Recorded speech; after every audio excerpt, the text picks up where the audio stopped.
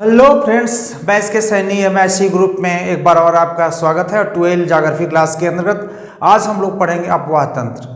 तो हम देख सकते हैं अपवाह तंत्र के अंतर्गत हम हिमालयी नदी तंत्र का अध्ययन कर चुके हैं, जिसके अंतर्गत सिंधु नदी तंत्र और गंगा नदी तंत्र और ब्रह्मपुत्र नदी तंत्र का अध्ययन किया जाता है। और उसके बाद हम लोग को पढ़ना है प्रायद्वीपीय नदी तंत्र। प्रायद्वीपीय नदी तंत्र के अंतर्गत हम दो पार्ट का अध्ययन करेंगे, जो अरब सागरी नदी तंत्र और दूसरा है बंगाल की खाड़ी नदी तंत्र। तो आइए हम देखते हैं। ये प्रायद्वीपीय भारत का हमने एक मानचित्र आपको बना करके रखा है, जो 3 तरह से समुद्र से घिरा हुआ भाग होता है, उसी को हम प्रायद्वीप कहते हैं। तो भारत का जो प्रायद्वीपीय क्षेत्र है, ये प्रायद्वीपीय क्षेत्र है। इसके अंतर्गत इससे पहले हम जो नेक्स्ट चैप्टर में भारत की भू आकृति का जब अध्ययन किए थे, तो उसमें प्रायद्वीपीय भाग का हम लोगों ने अध्ययन किया था। तो आइए हम देखते हैं कि इसको कहते हैं बंगाल की खाड़ी।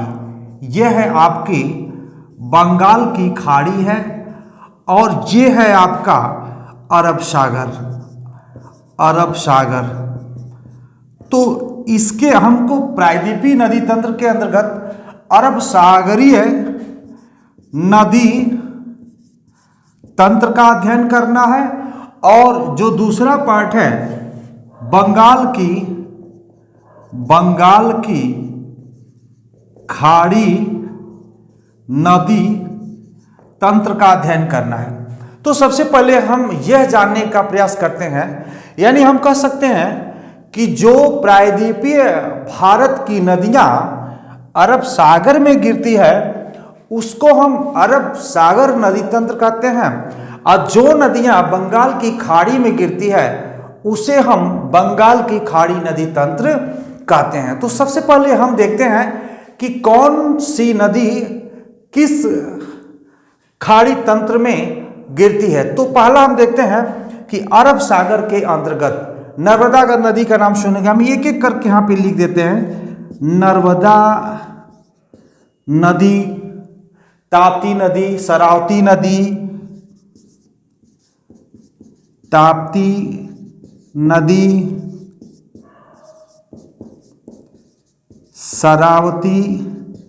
शरावती नदी, भारतपूसा नदी, पेरियार नदी, चौथा है भारत पूसा नदी, पांचवा है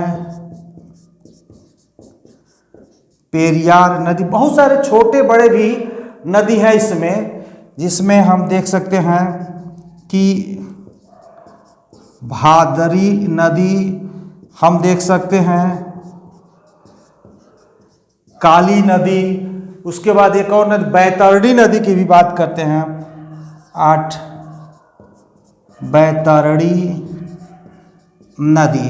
तो हम देखते हैं कि जो अरब सागर नदी तंत्र है, उसमें यह नर्मदा, ताप्ती, शरावती, भारतपूसा, पेरियार और भादरी और काली और बैतरणी नदी जो प्रायद्वीपीय भारत से निकल करके अरब सागर में गिरता है, इसी को हम बोलते हैं अरब सागर नदी तंत्र। नेक्स्ट आप देखते हैं कि बंगाल की खाड़ी में कौन कौन सी नदी गिरती है, उसका हम जिक्र करते हैं। उसके बाद एक एक करके हम अध्ययन करेंगे। तो यहाँ पे देख सकते हैं कि सबसे पहले हम बात करते हैं गोदावरी नदी। यानी गोदावरी नदी कहाँ गिरती है? बंगाल की खाड़ी में। कृष्णा कावेरी महान नदी है, कृष्णा है, कृष्णा नदी, कावेरी नदी, ये सब कहाँ पे जा रहे हैं? सब बंगाल की खाड़ी में गिर रही है। महानदी, महानदी के बाद ब्राह्मणी है, पेन्नार है, पल्लार है। चलिए लिख ही देते हैं। ब्राह्मणी, पेन्नार नदी, पल्लार नदी, ये सारी नदियां बंगाल की खाड़ी में गिर रही हैं। और एक और नदी है, शायद है बैंगई नदी। तो इस तरह से हमने देखा ये सारी नदियां कहाँ गिर रही हैं? ये बंगाल की खाड़ी में गिर रही है, जिसको हम बंगाल की खाड़ी नदी तंत्र के नाम से जानते हैं। यानी प्रायद्वीपीय नदी तंत्र को हम दो भागों में बांटते हैं, अरब सागरी नदी तंत्र और बंगाल की खाड़ी नदी तंत्र। हमने देखा अरब सागरी नदी तंत्र ये है और बंगाल की खाड़ी नदी तंत्र ये है। तो सबसे पहले हम ये चीजें इन दोनों की एक विशेषता जरा हम बता देते हैं।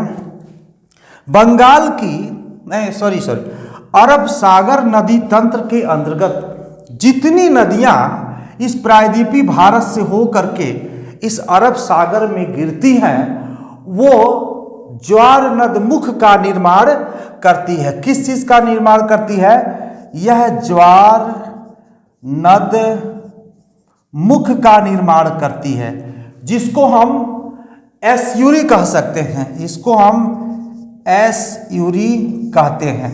यानी हम देख सकते हैं कि अरब सागर में जितनी नदियां गिरती हैं, जहां पे गिरती हैं वहां पे ज्वार नद मुख का निर्माण करती है, या हम एस्यूरी कह सकते हैं। और जितना बंगाल की खाड़ी में जितनी नदियां गिरती हैं, वो डेल्टा का निर्माण करती हैं। वो किस चीज का निर्माण करती है?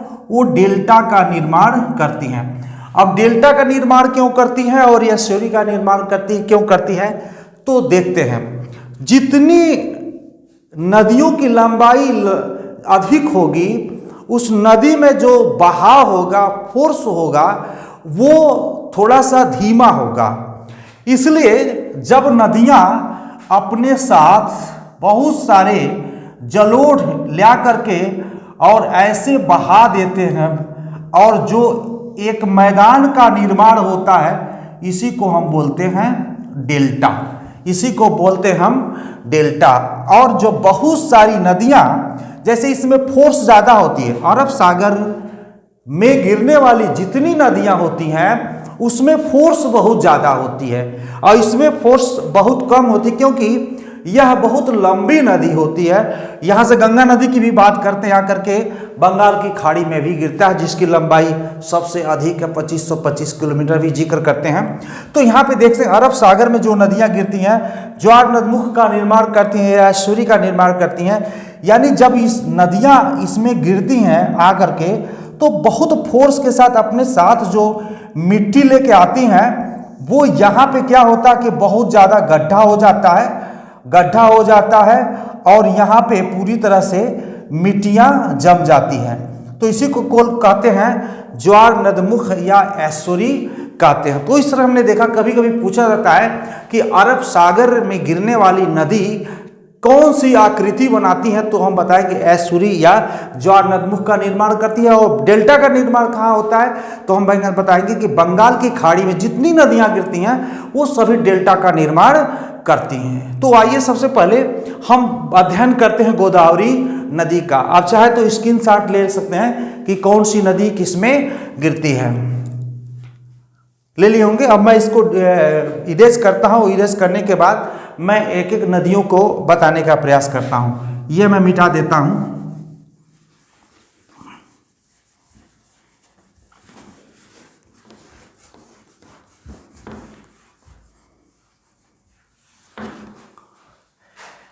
इसे भी मैं मिटा देता हूं,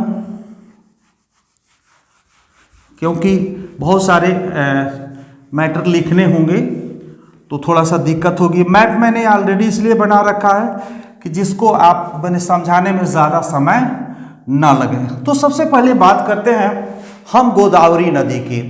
गोदावरी नदी की बात करते हैं। ये गोदावरी नदी का उद्गम कहाँ से निकलता है, तो गोदावरी नदी का उद्गम हम देख सकते हैं कि कहां से निकलता है।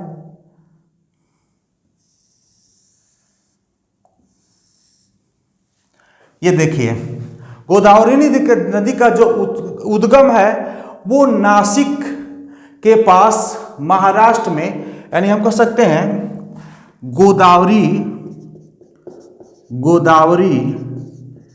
नदी का जो उद्गम है वो महाराष्ट्र के त्र्यंबक पहाड़ी है। एक उद्गम महाराष्ट्र के नासिक जिले में त्र्यंबक पहाड़ी से गोदावरी नदी का उद्गम होता है और गोदावरी नदी को दक्षिण की गंगा भी कहते हैं। हम कह सकते हैं गोदावरी नदी को दक्षिण की गंगा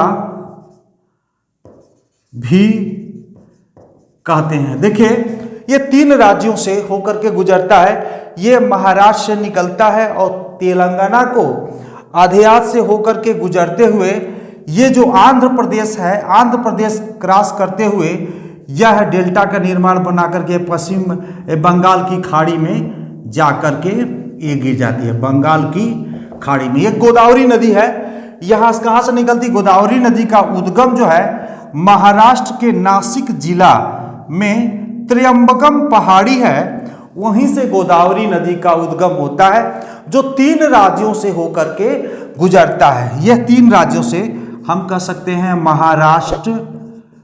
महाराष्ट्र और ये आपका है तेलंगाना और ये है आपका आंध्र प्रदेश। अगर कभी कभी प्रश्न आता है कि गोदावरी नदी कितने प्रदेश से होकर के गुजरती है, तो हम बताएंगे 3 प्रदेश है, महाराष्ट्र, तेलंगाना, आंध्र प्रदेश, और जाके गिरती कहाँ है?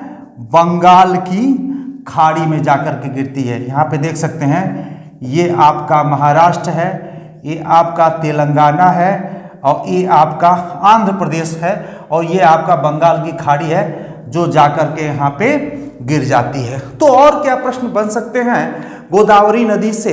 तो हम देखते हैं गोदावरी नदी की लंबाई भी अक्सर पूछ देता है।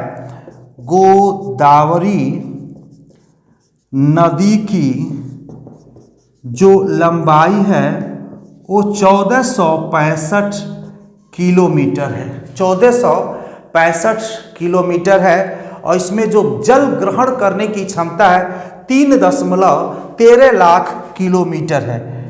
जल ग्रहण क्षमता 3.13 लाख वर्ग किलोमीटर है। यानी गोदावरी नदी की लंबाई 1465 किलोमीटर है। इसमें जल ग्रहण करने की जो क्षमता है वो 3.13 लाख वर्ग किलोमीटर है। ये प्रायद्वीपीय भारत की, यानी हम कह सकते हैं प्रायद्वीपीय भारत की ये सबसे बड़ी नदी कही जाती है। प्रश्न आता है कभी कभी कि प्रायद्वीपीय भारत की सबसे लंबी नदी कौन सी है, तो उसका नाम है गोदावरी। और सबसे पुरानी नदी की हम अगर कहते हैं आयु में सबसे पुरानी नदी कौन सी है, अगर बात आए कि आयु में सबसे पुरानी नदी कौन सी है, तो उसका भी नाम क्या है? गोदावरी। इसलिए क्योंकि आपने देखा होगा कि जो हिमालय पर्वत से जितनी नदियां निकलती हैं, गंगा की भी बात करें तो गंगा का जो उद्गम है वो भी हिमालय से हुआ है, क्योंकि उत्तरांचल है, उत्तराखंड है, उत्तराखंड में जो काशी एक कुशवाहा जिला है वहीं से वो गंगा का उद्गम होता है, जो गंगोत्री भी कहते हैं। तो ये गंगा की नदी हम कह सकते हैं हिमालय नदी तंत्र के अंतर्गत आता है। और हिमालय जो आज जहाँ पे है वहाँ पे टेथित सागर हुआ करता था। जब ये इंडियन प्लेट यूरेशियन प्लेट में जाकर के दबाव दिया तो टेथित सागर का जल इधर उधर निकल गया और दबाव की वजह से वहाँ का ऊंचा भाग उठा और वहाँ पे हिमालय पर्वत का निर्माण हुआ। तो सबसे पुराना नदी की बात करें जो इसी को आयु में सबसे पुरानी नदी कौन सी है, तो सबसे आयु में पुरानी, इसे हम बूढ़ी गंगा या बृहद गंगा के भी नाम से जानते हैं। इसे हम बूढ़ी गंगा या बृहद गंगा के नाम से भी जानते हैं। इसलिए क्योंकि सबसे पुराने नदी के रूप में और बड़ी नदी के रूप में इसका निर्माण माना जाता है। तो हम कहेंगे, इतना ना हो तो आप स्क्रीनशॉट ले लीजिए, जो आपके कहीं ना कहीं गोदावरी नदी से रिलेटेड बहुत सारे इस तरह के क्वेश्चन पूछ दिए जाते हैं। हो गया होगा। अब इसे हम मिटाते हैं और मिटाने के बाद पुनः हम बताते हैं कि जो ये गोदावरी नदी है, गोदावरी नदी में कौन कौन सी नदियां आके मिलती है, गोदावरी नदी की कौन कौन सी सहायक नदी है और कौन कौन से बांध इस पे बनाए जाते हैं। मैं बहुत संक्षेप में आपको बताना चाह रहा हूँ क्योंकि बहुत सारा लंबा चैप्टर है, इसलिए इसको स्क्रीनशॉट ले लिए होंगे। यानी हम गोदावरी नदी का उद्गम महाराष्ट्र के नासिक जिले में त्र्यंबकम पहाड़ी से हुई। गोदावरी नदी को दक्षिण की गंगा भी कहते हैं। महाराष्ट्र, तेलंगाना, आंध्र प्रदेश, यह बंगाल की खाड़ी में जीता है, 3 राज्यों से होकर के यह गुजरती है। और गोदावरी नदी की लंबाई 1465 किलोमीटर है। जल ग्रहण क्षमता है 3.13 लाख और प्रायद्वीपीय भारत की सबसे लंबी नदी गोदावरी है। आयु में सबसे पुरानी नदी है गोदावरी नदी है। बूढ़ी गंगा या बृहद गंगा के भी नाम से इसको जानते हैं। तो नेक्स्ट आइए हम इसमें और कौन कौन से क्वेश्चन बन सकते हैं और क्या कौन कौन सी नदियां इसमें आके मिल रही हैं।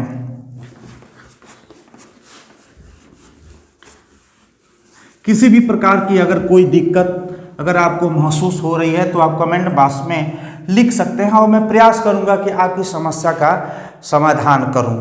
तो आइए इसमें बहुत कौन सी नदियां आकर के मिल रही हैं, जरा हम उसका जिक्र करते हैं। इसमें 5-6 जो बहुत महत्वपूर्ण नदियां हैं उसी का हम बात करेंगे। ये इसमें कौन कौन सी नदियां आकर के मिल रही हैं और ये हम नंबर डाल देते हैं 1, 2, 3, 4, 5 और ये 6।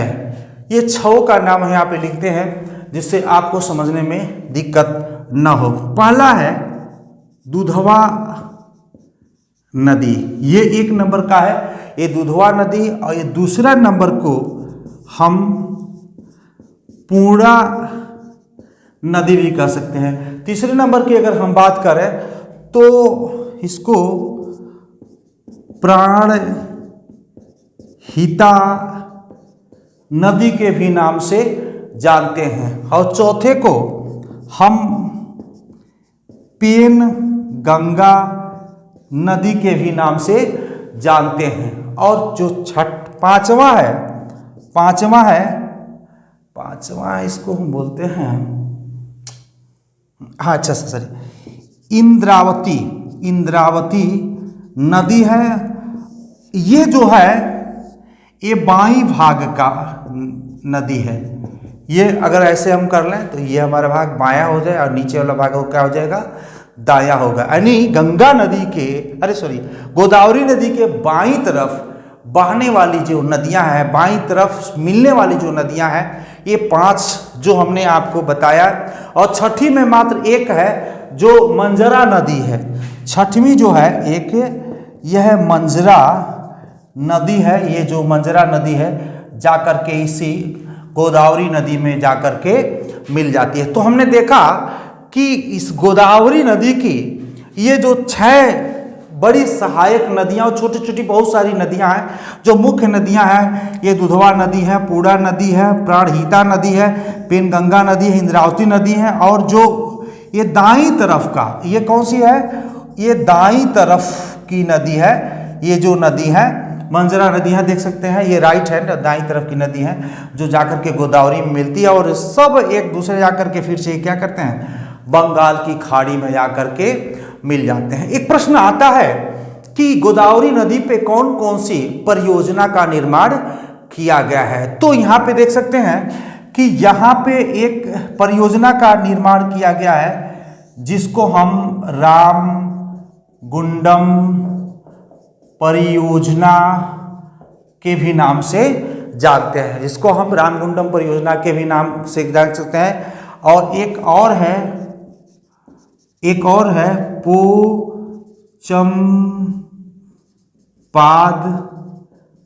परियोजना।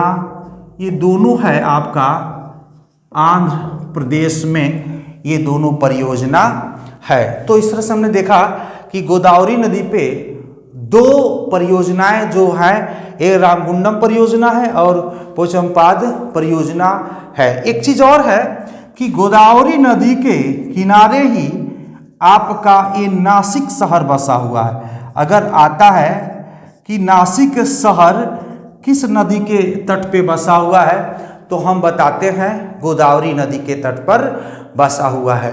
जो ये मंजरी नदी है, इसमें भी एक परियोजना है जिसको हम बोलते हैं निजाम सागर बांध। इस पे भी एक परियोजना का हम निर्माण करते हैं, जिसको हम निजाम सागर बांध परियोजना के नाम से जानते हैं। तो हम आज के लिए इतना ही। बहुत सारे और भी इसमें क्वेश्चन बन सकते हैं, लेकिन बहुत सारे में क्वेश्चन बनाने की जरूरत नहीं है, आपके लेवल के हिसाब से इतना पर्याप्त है। तो आज हमने देखा कि गोदावरी नदी, ये जो गोदावरी नदी है, कौन सी नदी है ये? गोदावरी नदी कहाँ से निकलती है, इसकी लंबाई कितनी है और कौन कौन सी इसमें नदियाँ मिलती हैं और ये कहाँ जा कर के मिल जाती हैं और किस चीज़ का निर्माण करती हैं। तो हमने देखा डेल्टा का निर्माण करती हैं। इसकी सहायक नदियाँ कौन सी हैं, तो हमने बताया दुधवा, पोड़ा, प्राणहिता, पेनगंगा, इंद्रावती और बंजरा नदी। तो आज के लिए इतना ही। नेक्स्ट वीडियो में हम बात करेंगे कृष्णा नदी, कावेरी नदी, महानदी, स्वर्णरेखा नदी, ब्राह्मणी नदी, पेन्नार नदी और पल्लार नदी और बैंगय नदी का हम अध्ययन करेंगे, जो बंगाल की खाड़ी में आकर के गिरता है। उसके बाद हम इधर के बात करते हैं, जो नर्मदा है, ताप्ती है, शरावती है, भारतपूषा है और पेरियार है, भागीरथी है, काली है, वैतरणी है, आदि नदियों का अध्ययन करेंगे जो अरब सागर में गिरता है, जो यशुरी या जो ज्वार नदमुख का निर्माण करती है। तो आज के लिए इतना ही। धन्यवाद।